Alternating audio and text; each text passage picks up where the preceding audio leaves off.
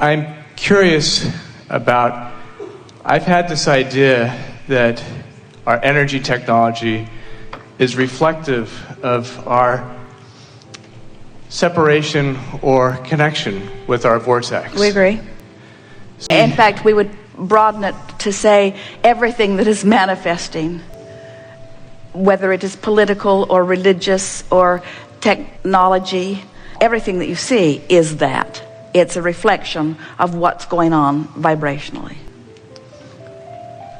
So as I also have this curiosity of how Esther and Jerry ride their bus around the country and ride the oceans and continue sort of in a circular fashion.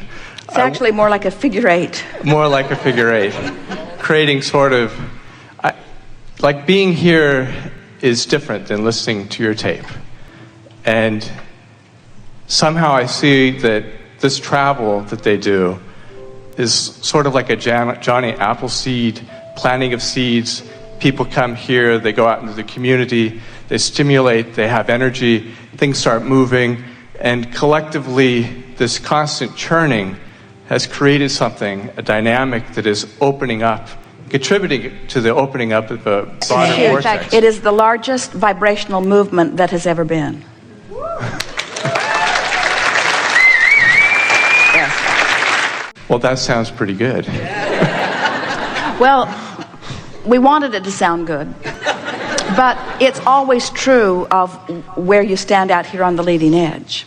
And so when you think about the generations that have been launching rockets into the vortex, and then you think about more people consciously, physically focused, moving into the vortex, and therefore allowing the movement that generations have been asking for, that's why the movement is so great. In other words, you don't need to hear this from us because your natural exposure to life will cause you to sift through contrast. You can't help it. And it will cause you to launch rockets of desire. You can't help that either. And Source will always ride the rocket of desire and will always hold steady to the vibration of the furthest expansion that you've reached for. And when you as individuals or as collective consciousness have your croaking or death experience, you'll reemerge into it, and the next generation is born from that expansive place. So the well-being is assured and the expansion is steady. But when we talk about a movement, we're talking about a time when more physical beings are deliberately reaching vibrational alignment with what's in their vortex so that they are experiencing the harmony of alignment pre-croaking.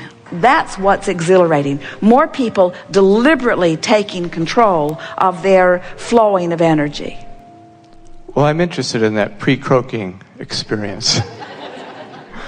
And so with this shifting of our relationship to energy technology, and I've heard you say previously that the result of all this economic thing that we've gone through, that we have 5 times more, I think you said, in the escrow, yes. That will be in the escrow. Yes. I see that this energy technology shift where we're able to utilize energy more clearly and directly and precisely and cleanly would be an opening towards that, where in the world we've had so far, we've competed seemingly spending more money for less resource. Well, we agree with everything that you're saying, and your premise is valid.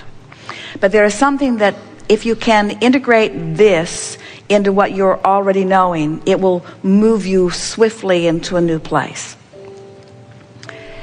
There's always been energy technology.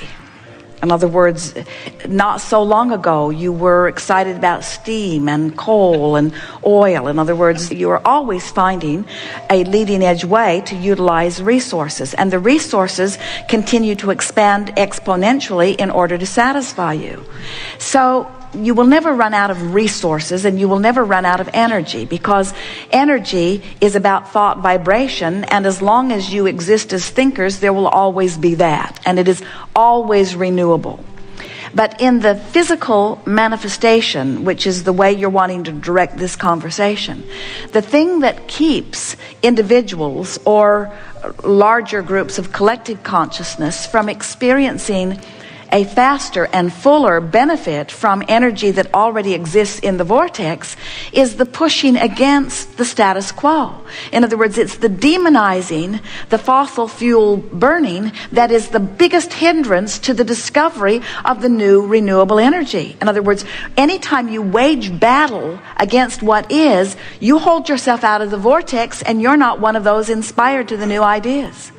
If any of you who are leaning in those directions could just hear us when we say, if you could give up on your need to convince one other, to convince the government or to convince agencies, if you could just let go of your need to convince the others, you would find the technology in the vortex and it would be so vivid and doable that they could not ignore you. But what happens is, so almost every step along the way, you are looking back to see how you can convince them of something that they have so many axes to grind. There are so many reasons. There are lots of reasons that people are holding back. Part of it is ignorance. Part of it is they benefit more with it as it is. Part of it is they don't want to rock the boat in any significant way. Part of it is fear of the unknown. In other words, there is a lot of resistance about that. But if you could leave that out of the equation and just accept that you can't control it and don't need to, and you could just bounce into this place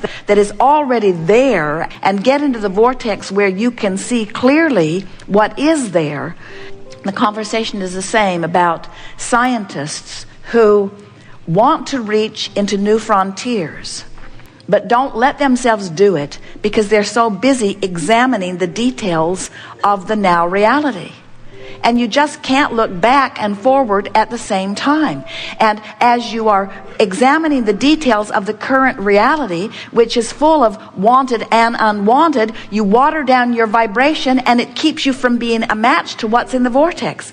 So we'll say it in one more clear way. So as an individual or as a collective consciousness or as generations of collective consciousness, you have launched into the vortex of creation a vivid vibrational escrow. Talk about renewable energy. In other words, if you could see it, it would thrill you and it would give you ease and sense of well-being and understanding that there is always another idea and it is readily available to you. So here's this vortex with all of this wonderful new technology in it. And here, let's say you are, and let's call you an entrepreneur or a scientist or someone who wants to be in on the development of this new technology.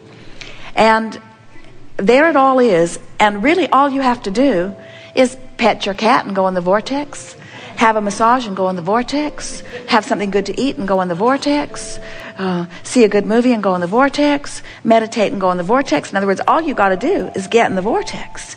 And with what you want and who you are, revelation after revelation after revelation would come to you. But so many people who could just go in the vortex and receive the clarity that's in there waiting for them, instead they examine what's going on and try to get those people to understand what's going on over here. And in their effort to get those people to understand what's going on over here, they have to come out of the vortex because those people aren't in the vortex.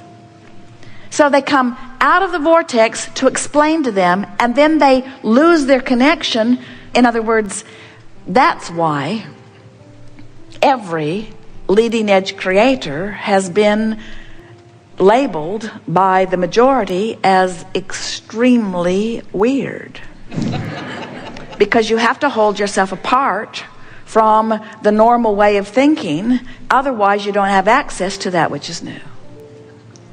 So I have ambition for weirdness. Yes, you do. Ambition for weirdness and ambition for not giving a rip what anybody else thinks, and an ambition for understanding that you don't have to build comprehensive bridges between where you are to this new vortex. You just have to shine a light on what's over there, and it will manifest, and its reality will convince them. Well, my interest has been keen in this area for a time, and I do see things tangible and real that will be apparent shortly. to general population that will make a big difference. And where we'd have a world where we have more for less all the time. It will follow the computer paradigm where you will be able to receive more for less. And that will be a major catalyst for food and clean water and clean transportation.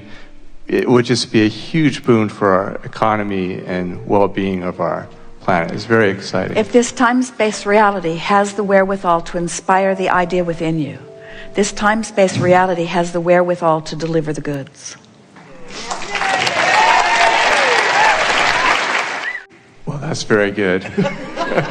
Thank you very much, and thank you for Jerry and Esther doing your figure eights around the country and delivering all this. Well, you know, one of the things that Jerry and Esther enjoy the most, in other words, they are enjoying their travel, but what they really enjoy is this gathering. This gathering is the most exhilarating thing for them and for us, because this is where you bring your conscious physical awareness and you converge with your broader perspective and literally take thought beyond that which it has been before. And so to Jerry and Esther, often it feels like the same group moves from city to city, because many of you are up to speed, many of you are listening to the subscriptions. In other words, Esther was exhilarated, nearly dancing down the hallway just now, because she can't wait to go back and listen to some things. Jerry's notes are full of first. And Esther can hardly wait to go back and listen, because even though it may feel a little slow going, to nudge into places where you have not been before is big movement, you see. And so then you nudge into those places, and then by virtue of your repetition of thought around them, you make them the normal thought. Big gains are being made today. That's what you're experiencing in technology and in energy movement in general. In other words, the more you are able to step back and accept that this is a vibrational world, and the analogy that you were offering, we really think it's worth repeating, that the mechanical world was a wonderful world, but the digital world, you're using less energy and you're getting more done with it. The electronic world is far different from the mechanical world. And this electronic world that you're beginning to understand through your internets and through your computer chips, this technology that you are accepting as normal is so much closer to the vibrational reality that we are talking about. It's not far to move into this understanding that everything that exists, that you see as this knock-on-wood physical world around you, was pre-paved through the vibration of thought. And if you can just, even as a result of the conversations that we've had here today, if you can settle into the knowledge that if it became a thought, it has already become a reality. And as you accept it as a vibrational reality, then the step to the manifestational reality is the easiest step of all. The most difficult steps have all been taken. In other words, the contrast that made you ask was a much more difficult step. And the answering of it and the combining with law of attraction's response to it, that was an easy step. And the easiest step of all is the one still to be made, where you release your doubt and allow your belief. That's the easiest step at all. But what it requires is accepting that you are a vibrational being, accepting that this vibrational reality, that this vortex of creation exists, accepting that your emotions are real, accepting that your emotions are your indicator of your proximity to this vibrational reality, and a quest like nothing that you've ever felt before to be one who seeks the best feeling that you can find. In other words, if you let your emotions guide you, they will guide you right in to the answers, right in to the technology, right in to the manifestations that you are looking for. And the distance between where you are and where they are is the blink of an eye, really. It's just the shift of a vibration. So close. Well, I accept all that, and I thank you very much.